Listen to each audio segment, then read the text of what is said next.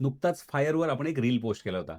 Financial independence, retire early. या रीलवर ना कमेंटमध्ये भरपूर लोकांचे डीएम्स आलेत. फायर सगळ्यांनाच अचीव्ह करायचं आहे.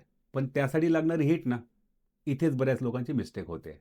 आता फायर अचीव्ह करण्यासाठी लागणारी हिट म्हणजे काय? किंवा रिअल फायर अचीव्ह करण्यासाठी काय-काय करावं लागतं? तर सिंपल आहे, पण थोडं कॉम्प्लिकेटेड. महत्त्वाचं आहे saving hard, delay your gratifications, living below your peer standards, staying disciplined for many years, building income beyond the salary आणि महत्त्वाचं आहे मार्केट स्विंग झाल्यावर पॅनिक न होणं. लवकर रिटायरमेंटचं ड्रीम तर भरपूर लोकं घेतात आणि ड्रीम करणं फार सोपं आहे. पण त्यासाठी लागणारी कन्सिस्टन्सी, सॅक्रिफाईस, डिसिप्लिन हेच तुम्हाला तुमचा रिअल फायर अचीव्ह करून देऊ शकतं. आणि इथेच खूप जण थांबून जातात. आपल्यालाही आपला फायर नंबर अचीव्ह करायचा आहे, तर आम्ही आपल्याला मदत करू शकतो. How to understand money, how to avoid costly mistakes आणि इन्फॉर्म फायनान्शियल डिसिजन्स.